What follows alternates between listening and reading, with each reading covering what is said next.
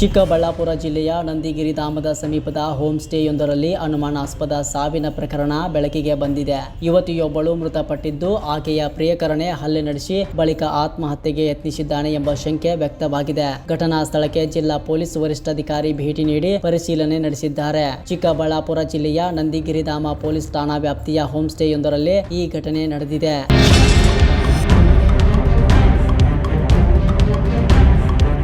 ಸುರಭಿ ಎಂಬ ಯುವತಿ ಮೃತಳಾಗಿದ್ದು, ಪ್ರಾಥಮಿಕ ಮಾಹಿತಿಯ ಪ್ರಕಾರ ಪ್ರಿಯಕರ ಸಂಜಿತ್ ಅಲಿ ಆಕೆ ಮೇಲೆ ಹಲ್ಲೆ ನಡೆಸಿ ಸಾವಿಗೆ ಕಾರಣವಾಗಿರುವ ಶಂಕೆ ವ್ಯಕ್ತವಾಗಿದೆ. ಘಟನೆಯ ಬಳಿಕ ಸಂಜಿತ್ ಅಲಿ ಆತ್ಮಹತ್ಯೆಗೆ ಯತ್ನಿಸಿದ್ದು, ಗಂಭೀರ ಸ್ಥಿತಿಯಲ್ಲಿ ಆತನನ್ನು ಚಿಕ್ಕಬಳ್ಳಾಪುರ ಜಿಲ್ಲಾ ಆಸ್ಪತ್ರೆಗೆ ದಾಖಲಿಸಿ ಚಿಕಿತ್ಸೆ ನೀಡಲಾಗುತ್ತಿದೆ. ಘಟನೆಯ ಮಾಹಿತಿ ತಿಳಿಯುತ್ತಿದ್ದಂತೆ ನಂದಿಗಿರಿಧಾಮ ಪೊಲೀಸರು ಸ್ಥಳಕ್ಕೆ ಧಾವಿಸಿ ಪರಿಶೀಲನೆ ನಡೆಸಿ ಪ್ರಕರಣ ದಾಖಲಿಸಿಕೊಂಡಿದ್ದಾರೆ. ಚಿಕ್ಕಬಳ್ಳಾಪುರ ಜಿಲ್ಲಾ ಪೊಲೀಸ್ ವರಿಷ್ಠಾಧಿಕಾರಿಯು ಘಟನಾ ಸ್ಥಳಕ್ಕೆ ಭೇಟಿ ನೀಡಿ ಪರಿಶೀಲನೆ ನಡೆಸಿದ್ದು, ಘಟನೆಯ ನಿಖರ ಕಾರಣ ಹಾಗೂ ಹಿನ್ನೆಲೆ ಕುರಿತು ತನಿಖೆ ಮುಂದುವರೆದಿದೆ. ಮರಣದ ನಿಖರ ಕಾರಣ ಮರಣೋತ್ತರ ಪರೀಕ್ಷೆಯ ವರದಿಯ ಬಳಿಕವೇ ಸ್ಪಷ್ಟವಾಗಲಿದ್ದು, ಪೊಲೀಸರು ಎಲ್ಲ ಆಯಾಮಗಳಲ್ಲೂ ತನಿಖೆ ನಡೆಸುತ್ತಿದ್ದಾರೆ. ಪ್ರೇಮ ಸಂಬಂಧದ ವಿಚಾರವೇ ಈ ದುರಂತಕ್ಕೆ ಕಾರಣವೇ ಅಥವಾ ಬೇರೆ ಯಾವುದೇ ಕಾರಣವಿದೆಯೇ ಎಂಬುದರ ಬಗ್ಗೆ ಪೊಲೀಸರು ತನಿಖೆ ನಡೆಸುತ್ತಿದ್ದಾರೆ. ಗಾಯಗೊಂಡಿರುವ ಸಂಜಿತ್ ಅಲಿ ಚಿಕಿತ್ಸೆ ಪಡೆಯುತ್ತಿದ್ದು, ಪ್ರಕರಣದ ಕುರಿತು ಹೆಚ್ಚಿನ ಮಾಹಿತಿ ತನಿಖೆಯ ಬಳಿಕವೇ ಹೊರಬೀಳಲಿದೆ.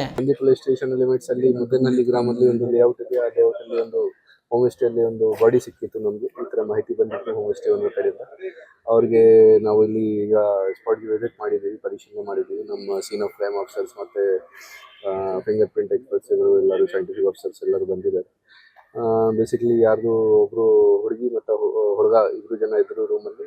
ಹುಡುಗಿದು ಡೆತ್ ಆಗಿದೆ. ಹುಡುಗಿದು ಬೆಂಗಳೂರದವರು. ಅವ್ರದ್ದು ಏನು ಅರೌಂಡ್ 25-26 ಏಜ್ ಇರಬೇಕು. 25-26 ಏಜ್ ಇರಬೇಕು. ಅವ್ರದ್ದು ಡೆತ್ ಆಗಿದೆ. ಈಗ ಹುಡುಗ ಅನ್ಕಾನ್ಶಿಯಸ್ ಇದ್ರು. ಹುಡುಗಾಗಿ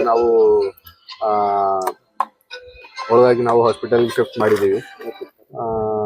ಮೋಸ್ಟ್ ಆಫ್ಲಿ ಔಟ್ ಆಫ್ ಡೇಂಜರ್ ಇದ್ದಾರೆ. ಈಗ ಹೋಗಿ ಅವ್ರದ್ದು ಕೂಡ ಸ್ಟೇಟ್ಮೆಂಟ್ ತಗೊಳ್ತೀವಿ, ಏನಾಗಿದೆ, ಏನು ನಡೆದಿದೆ. ಬಟ್ ಅಲ್ಲಿ ಹೋಮ್ ಸ್ಟೇ ಓನರ್ ಮತ್ತೆ ಕೇರ್ ಟೇಕರ್ ಇಂದ ಕೂಡ ನಮ್ಮ ಮಾಹಿತಿ ಕಲೆಕ್ಟ್ ಮಾಡ್ತಾ ಇದ್ದೀವಿ. ಕಳೆದ 3 ದಿನದಿಂದ ಇಲ್ಲಿ ವಾಸ ಇದ್ರು ಅವ್ರದ್ದು. ಮತ್ತೆ ಮೊದಲೇ ಬೆಂಗಳೂರಲ್ಲಿ ಕೂಡ ಯಾವುದೋ ಮಿಸ್ಸಿಂಗ್ ಕೇಸ್ ಆಗಿದೆ. ಏನಾದರೂ ಲವ್ ಅಫೇರ್ ಇರಬೇಕು, ಈ ಥರ ನಮ್ಮ ಗಮನಕ್ಕೆ ಬಂದಿದೆ. ಸೊ ಅದನ್ನು ನಾವು ಈಗ ಬೇರೆ ಎಲ್ಲ ರೀತಿ ಎಂಗಲ್ ನೋಡಿಕೊಂಡು ಫ್ಯಾಮಿಲಿದವ್ರಿಗೆ ಕೂಡ ಇನ್ಫಾರ್ಮ್ ಮಾಡಿದ್ದಾರೆ. ಹುಡುಗಿದು ಫ್ಯಾಮಿಲಿದವ್ರಿಗೆ ಅದನ್ನು ಪರಿಶೀಲನೆ ಮಾಡ್ತೀವಿ. ಏನು ಕಂಪ್ಲೇಂಟ್ ಕೊಡ್ತಾರೆ ಅದು ಕಂಪ್ಲೇಂಟ್ ತಗೊಳ್ತೀವಿ. ಡೈರಿಯಲ್ಲಿ ಏನೋ ಬರ್ದಿದ್ದಾರೆ ಅಂತ? ಹೌದು, ಡೈರಿಯಲ್ಲಿ ನಮಗೆ 2 ಜಾಗ ಸಿಕ್ಕಿದೆ. ಬಹುಶಃ 2 ಜನದು ಇರಬೇಕು, ಅಥವಾ ಅದು ಚೆಕ್ ಮಾಡಿ ಆದ್ಮೇಲೆ ಗೊತ್ತಾಗುತ್ತೆ ಯಾರು ಬರ್ದಿದ್ದಾರೆ ಅದನ್ನು. ಬಟ್ ಏನಾದ್ರು ಬರ್ದು ಅವರು ಇಟ್ಟಿದ್ದಾರೆ ಅಲ್ಲಿ, ಅದು ನಿಜ. ಅದು ನೋಡಿ ಕ್ಲಿಯರ್ ಆಗಿ ಇಲ್ಲ. ಈ ತರ ಎಕ್ಸಾಕ್ಟ್ ಈ ತರ ಬರ್ದಿಲ್ಲ ಏನಾಗಿದೆ ಅಥವಾ ಯಾವ ಕಾರಣಕ್ಕೆ ಏನಾಗಿದೆ ಈ ತರ ಬರ್ದಿಲ್ಲ. It is kind of vague. ಅದು ನಮ್ಗೆ ಈಗ ಶೇರ್ ಕೂಡ ಮಾಡಕ್ಕೆ ಆಗಲ್ಲ. ಫಸ್ಟ್ ಎಲ್ಲರ ಜೊತೆ ನಾವು ಫ್ಯಾಮಿಲಿ ಮೆಂಬರ್ಸ್ಗೆ ಕೂಡ ತೋರಿಸ್ತೀವಿ. ಮತ್ತೆ ನಾವು ನಮ್ಮ ಡಾಕ್ಯುಮೆಂಟ್ಸ್ ಹೇಗೆ ಚೆಕ್ ಮಾಡಬೇಕು ಅದೆಲ್ಲ ಚೆಕ್ ಮಾಡ್ಕೊಂಡು ಆಫೀಸಲ್ಲಿಂದ ಆಮೇಲೆ ಡಿಸೈಡ್ ಮಾಡ್ತೀವಿ ಅದು ನಿಜಾನ ಇದೆ, ಸುಳ್ಳಿದೆ ಅಥವಾ ಪ್ಲಾಂಟೆಡ್ ಇದೆ, ಏನಿದೆ ಅದು ನಮಗೆ ಇನ್ವೆಸ್ಟಿಗೇಷನ್ ಪಾರ್ಟ್ ಇದೆ. ಈಗ ಅಲ್ಲಿ ಒಳಗಡೆ ಫ್ಯಾನ್ ಅಲ್ಲಿ ಕೂಡ ಒಂದು ನೇಣು ಹಾಕಿದ್ದಾರೆ.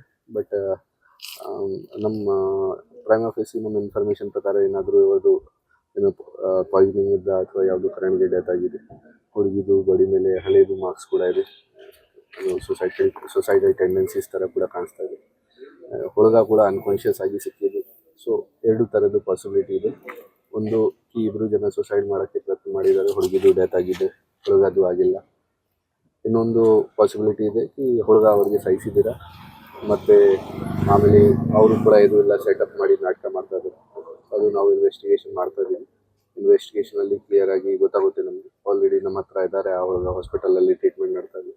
ಅವ್ರದ್ದು ಸ್ಟೇಟ್ಮೆಂಟ್ ತಗೊಂಡು ಅವ್ರದ್ದು ಎಲ್ಲ ಎಂಗಲಿಂದ ಚೆಕ್ ಮಾಡಿ ಈ ಮ್ಯಾಚ್ ಆಗ್ತಾ ಇದೆ ಇಲ್ಲ, ಆಮೇಲೆ ಮುಂದೆ ಕ್ರಮ ತಗೊಳ್ತೀವಿ.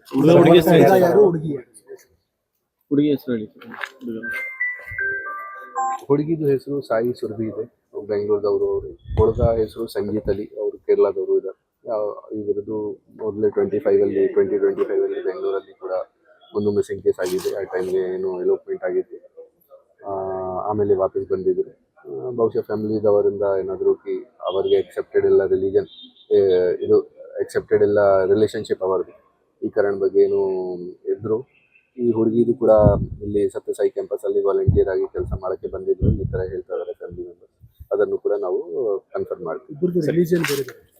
ಹೌದು, ಪ್ರೈಮ್ ಆಫೀಸ್ ಈಗ ನಮಗೆ ಮಾಹಿತಿ ಸಿಕ್ಕಿದೆ. ರಿಲಿಜನ್ ಬೇರೆ ಬೇರೆ ಥರ ಬೇರೆ ಬೇರೆ ಇದೆ. ಸೊ ಅದನ್ನು ನಾವು ಕನ್ಫರ್ಮ್ ಕೂಡ ಮಾಡ್ತೀವಿ. ಸೋಷಿಯಲ್ ಮೀಡಿಯಾದಲ್ಲಿ ವೈರಲ್ ಆಗ್ತದೆ ಸರ್, ಲವ್ ಜಿಹಾದ್ ಆಗಿದೆ, ಈ ಮಗುನ ಹತ್ಯೆ ಮಾಡಿದ್ದಾರೆ ಹಿಂದೂ ಯುವತಿ. ನೋಡಿ, ಅದು ನಾನು ಆಲ್ರೆಡಿ ಹೇಳಿದ್ದೀನಿ ತಮಗೆ ಈ ಎರಡೂ ಥರದ್ದು ಡೌಟ್ ಇದೆ ನಮಗೆ. ಅದು ಪೋಸ್ಟ್ಮಾರ್ಟಮ್ ಅಲ್ಲಿ ಮತ್ತೆ ಫ್ಯಾಮಿಲಿ ಮೆಂಬರ್ಸ್ ಮತ್ತೆ ಆ ಹುಡುಗ ಯಾರು ಅನ್ಕಾನ್ಶಿಯಸ್ ಇದ್ದಾರೆ ಅವರಿಂದ ಕೂಡ ನಮಗೆ ಗೊತ್ತಾಗುತ್ತೆ. ಅವ್ರ ಮೇಲೆ ವಿಚಾರಣೆ ಮಾಡ್ತೀವಿ, ಆಮೇಲೆ ನಮಗೆ ಕ್ಲಿಯರ್ ಆಗುತ್ತೆ ಇದು ಸುಸೈಡ್ ಅಟೆಂಪ್ಟ್ ಇದೆ ಅಥವಾ ಯಾರಿಗೆ ಸಾಯಿಸಿದಾರ ಈ ಥರ ಇದೆ. ಸೊ ಡೆಫಿನೆಟ್ಲಿ ನಾವು ಎಲ್ಲ ಎವಿಡೆನ್ಸಸ್ ಕಲೆಕ್ಟ್ ಮಾಡಿಕೊಂಡು ಮತ್ತೆ ಯಾರು ಈ ಕೇಸಲ್ಲಿ ಸ್ಟೇಕ್ ಹೋಲ್ಡರ್ಸ್ ಇದ್ದಾರೆ, ಯಾರಿಗೆ ಇದು ಗೊತ್ತು ಈ ಥರ ಅವ್ರದ್ದು ರಿಲೇಷನ್ಶಿಪ್ ಇತ್ತು, ಅವರೆಲ್ಲರ ಜೊತೆ ಮಾತಾಡಿಕೊಂಡು ನಾವು ಕನ್ಫರ್ಮ್ ಮಾಡ್ತೀವಿ ಇದು ಮರ್ಡರ್ ಆಗಿದೆ ಅಥವಾ ಸುಸೈಡ್ ಅಟೆಂಪ್ಟ್ ಆಗಿದೆ ಏನಾಗಿದೆ ಅದು ಕನ್ಫರ್ಮ್ ಮಾಡ್ತೀವಿ. ಇಲ್ಲಿ ಹೋಮ್ ಸ್ಟೇ ಓನರ್ ಯಾರು ಇದ್ದಾರೆ ಅಂದರೆ ಕೇರ್ ಟೇಕರ್ ಇದ್ದಾರೆ ಒಬ್ರು, ಅವ್ರದ್ದು ಚೆಕ್ಔಟ್ ಇತ್ತು, ಚೆಕ್ ಮಾಡೋಕ್ಕೆ ಹೋಗಿದ್ದಾರೆ ಕೇಳಕ್ಕೆ ಯಾವಾಗ ಖಾಲಿ ಮಾಡ್ತಾರೆ. ಅಲ್ಲಿಂದ ರೆಸ್ಪಾನ್ಸ್ ಸಿಗಲಿಲ್ಲ ಅಥವಾ ಒಳಗಡೆ ಚೆಕ್ ಮಾಡೋಕ್ಕೆ ಹೇಳಿದ್ದಾರೆ. ಆಮೇಲೆ ಅವ್ರಿಗೆ ಗೊತ್ತಾಯಿತು ಈ ಇಬ್ಬರು ಜನ ಈ ಥರ ಅನ್ಕಾನ್ಶಿಯಸ್ ಥರ ಸಿಕ್ಕಿದೆ ಅವ್ರಿಗೆ. ಆಮೇಲೆ ಚೆಕ್ ಮಾಡಿ ಗೊತ್ತಾಯಿತು ಅವರಿಗೆ ಹುಡುಗಿದು ಡೆತ್ ಆಗಿದೆ, ಹುಡುಗ ಅನ್ಕಾನ್ಶಿಯಸ್ ಇದೆ. ಅವರಿಗೆ ಪೊಲೀಸ್ಗೆ ತಿಳಿಸಿ ಹಾಸ್ಪಿಟಲ್ಗೆ ಶಿಫ್ಟ್ ಮಾಡಿದ್ದಾರೆ. ಕಂಡೀಷನ್ ಇದೆ ಸರ್, ಔಟ್ ಆಫ್ ಡೇಂಜರ್ ಅದಾರ. ಬಟ್ ಅಲ್ಲಿನ ಮಾತ್ರೆ ಗೀತ್ರೆ ಇದೆ ಅಂತ ಹೇಳಿ ಹಾ? ಮಾತ್ರೆ ಒಳಗಡೆ ಪಾಯ್ಸನ್ ತಗೊಂಡ್ರೆ ಮಾತ್ರೆ ಆ ಥರದ್ದು. ನೋಡಿ, ಬೇರೆ ಬೇರೆ ಥರದ್ದು ಐಟಮ್ಸ್ ಇದೆ, ಮೆಡಿಸಿನ್ಸ್ ಕೂಡ ಇದೆ. ನೇಣು ಹಾಕಿದ್ದಾರೆ ಒಂದು ಫ್ಯಾನ್ ಮೇಲೆ, ಅದು ಕೂಡ ಇದೆ.